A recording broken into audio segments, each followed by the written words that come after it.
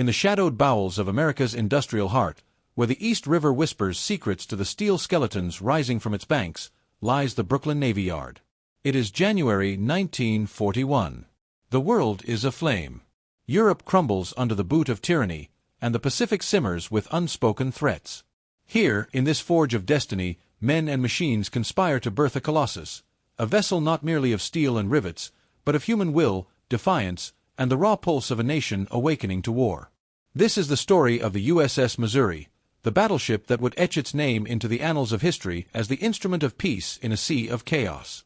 Declassified now, these archives reveal the sweat, the sparks, the silent prayers that forged the mighty MO, the battleship that ended World War II. The Brooklyn Navy Yard, a labyrinth of 300 acres, pulsed with the urgency of impending doom. Established in 1801, it had seen the birth of sailing frigates and ironclads, but nothing prepared it for the Iowa-class battleships. Authorized by Congress in 1938 amid the gathering storm clouds of global conflict, the Iowa class was a response to the Japanese Empire's naval ambitions. The Washington Naval Treaty had once shackled battleship designs to 35,000 tons, but Japan's defiance shattered those chains, allowing escalation to 45,000 tons. The Navy demanded speed, vessels that could keep pace with swift carriers, outrun threats, and deliver devastating firepower across vast oceans. Enter the USS Missouri, hull number BB-63, the third of her class, named for the Show Me State. Her design was a masterpiece of engineering poetry. 887 feet and 3 inches long overall, a beam of 108 feet 2 inches, drafting 37 feet 9 inches at full load. Displacing 57,540 long tons when battle-ready, she was propelled by 4 General Electric geared steam turbines, each shaft humming with 212,000 horsepower from 8 Babcock and Wilcox oil-fired boilers. Top speed, 32.5 knots, with bursts to 34 in overload, fast enough to shadow carriers, elusive enough to evade torpedoes. Her range stretched 15,000 nautical miles at 15 knots, a nomadic warrior capable of crossing oceans without respite. But it was her armament that evoked awe and terror. 9 16-inch/50 caliber Mark 7 guns, housed in 3 triple turrets, 2 forward, 1 aft in superfiring position, could hurl 2,700-pound armor-piercing shells over 20 miles, piercing enemy hulls like divine thunderbolts. 25-inch/38 caliber dual-purpose guns in 10 twin mounts provided anti-aircraft fury and surface support. Anti-aircraft batteries included 20 quadruple 40mm Bofors and 49 20mm Oerlikons, a bristling hedgehog against aerial swarms. Her armor was a layered fortress, a 12.1-inch inclined belt at the waterline, tapering to 1.62 inches below, transverse bulkheads up to 14.5 inches, turret faces 19.5 inches thick, decks armored in 1.5 inch STS over 6 inches in the citadel. Underwater, a torpedo defense system of 3 watertight compartments, with outer voids filled with fuel or water, guarded her vitals. Sensors, SK, 2 early warning radar, SG surface search, MK, 8 fire control, made her eyes in the fog of war. And at her stern, catapults for Vought OS-2U Kingfisher floatplanes, later Curtiss SC Seahawks, extended her gaze. This was no mere ship. It was a symphony of human ingenuity, where every weld seam sang of precision, every boiler roared with controlled fury. Yet, in the declassified blueprints, one senses the weight of expectation, the knowledge that this vessel would carry the hopes of a nation into the abyss. The construction began not with fanfare, but with quiet resolve. On January 6, 1941, in Slipway 1 of the Brooklyn Navy Yard, the keel was laid. Rear Admiral Clark Woodward, commandant of the yard, drove the first rivet, a symbolic act binding steel to purpose. Supervising this momentous task was Clayton Coalfield, a Jamaican-born shipfitter who had risen from Depression-era hardship to quarterman, overseeing crews with a blueprint in one hand and unyielding determination in the other. Coalfield's story is the human thread woven into the Missouri's steel fabric. Born in 1921 to an English father and Spanish mother, he arrived in the Bronx in 1926, his family tied to the sea. The Great Depression clawed at opportunities, but his machinist skills landed him at the yard in 1940. As an instructor turned supervisor, he guided the laying of the first keel plate, a massive steel beam that would form the ship's spine. It was like building a giant puzzle, he recalled in oral histories, his voice carrying the lilt of islands mixed with New York's grit. The yard shops were cathedrals of industry. enclosed halls vast enough to swallow buildings, where sections of the hull, bow, stern, midships, were fabricated separately. Cranes hoisted plates weighing tons, welders fused them with arcs of lightning, riveters hammered in unison, their tools singing a cacophony of creation. The atmosphere was electric, charged with wartime fervor. Pearl Harbor's attack on December 7, 1941, transformed the yard into a 24-hour inferno. Employment swelled to 70,000 souls, men, women, immigrants, African Americans, breaking barriers in the name of victory. Shifts blurred into exhaustion, the scent of sweat mingled with ozone from welding, the constant din numbing ears. Coalfield spoke of the camaraderie, shared lunches under the shadow of rising turrets, whispered fears of loved ones overseas, the quiet pride in knowing each bolt could save lives.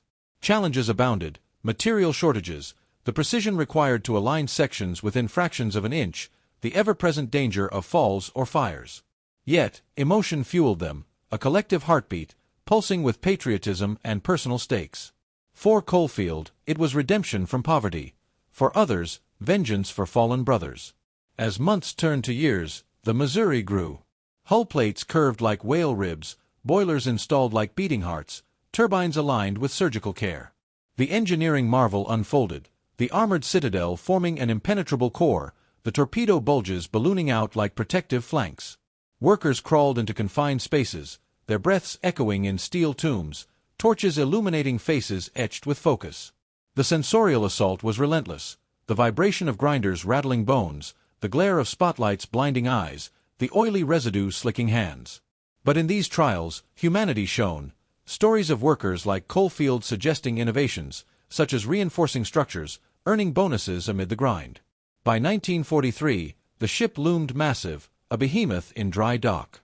The Iowa-class design prioritized speed over sheer armor thickness, allowing Missouri to integrate with carrier task forces, a shift from the lumbering dreadnoughts of old.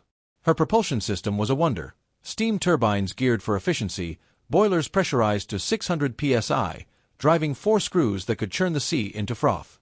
Engineers pored over declassified schematics, ensuring the fire control systems, Mark 38 directors with rangefinders and Mk-8 radars, could compute trajectories in seconds, turning gunnery into deadly arithmetic. Yet, beneath the technical prowess lay raw emotion. Workers inscribed messages inside hull plates, notes to future sailors, prayers for safe voyages. One declassified account tells of a welder, his son lost at Midway, who wept as he sealed a compartment, whispering, "Avenge him." The yard was a microcosm of America. Diverse hands forging unity. Women, dubbed Rosie the Riveters, operated cranes with deft precision. African American workers, facing segregation, proved indispensable in foundries. The human cost was palpable, accidents claimed lives, exhaustion bred errors, but the drive persisted, fueled by newsreels of battles raging. Finally, after 3 years of toil, the launch approached.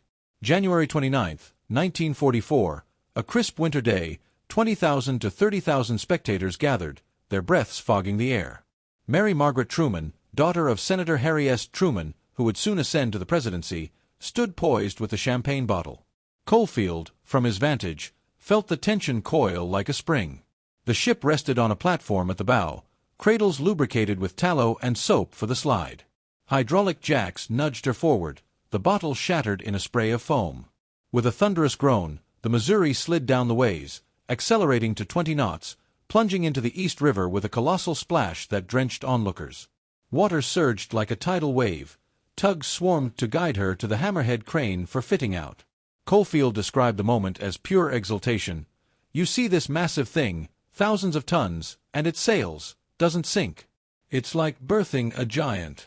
The crowd erupted in cheers, hats thrown skyward, tears mingling with river spray. Sensorially, it was overwhelming, the creak of timbers giving way, the roar of displaced water, the champagne's sharp scent cutting through industrial odors. Emotionally, it was catharsis, proof that human hands could defy gravity, war, fate. Post-launch, the frenzy intensified. At the hammerhead crane, the ship underwent fitting out, turrets craned into place, their 19.5-inch faces gleaming, boilers fired for tests, steam hissing like dragons awakening, radars calibrated amid electrical hums. By June 11, 1944, under Captain William M. Callahan, the USS Missouri was commissioned, the last battleship to join the U.S. Navy. Ceremonies on her after deck, with the number 3 16-inch turret as backdrop, saw flags raised, salutes fired. Senator Truman attended, his presence a harbinger of the ship's destined role. Sea trials followed, off New York, then Chesapeake Bay, her screws biting water, speed building to exhilarating knots. Through the Panama Canal to San Francisco's Hunters Point for final tweaks as a flagship. The crew, 117 officers, 1,804 enlisted, swelling to nearly 3,000, bonded in the confined world of steel corridors, the thrum of engines a constant lullaby. Into the maelstrom she sailed. Joining the Pacific Fleet, Missouri bombarded Iwo Jima and Okinawa, her 16-inch guns unleashing hellfire that shook the earth. Kamikaze attacks scarred her, but she endured, her armor holding firm. Then, the pinnacle. August 1945, Tokyo Bay. On her teak deck, under the shadow of those mighty turrets, General Douglas MacArthur accepted Japan's surrender on September 2, 1945. The war ended where Missouri stood sentinel, a poetic closure forged in Brooklyn's fires. Declassified logs reveal the emotion, sailors weeping as instruments of surrender were signed, the weight of millions of lives lifted. Truman, now president, later reflected on the ship's role, tying his daughter's christening to history's arc. The USS Missouri's legacy endures, reactivated for Korea, the Gulf War, decommissioned in 1992. But her berth in the Brooklyn Navy Yard remains a testament to human resilience. In those declassified archives, we glimpse not just engineering triumph, but the soul of a nation, sweat-forged steel, emotion-welded purpose. The mighty M.O., the battleship that ended World War II, whispers still, from shipyard to surrender, victory is hammered by hands unseen.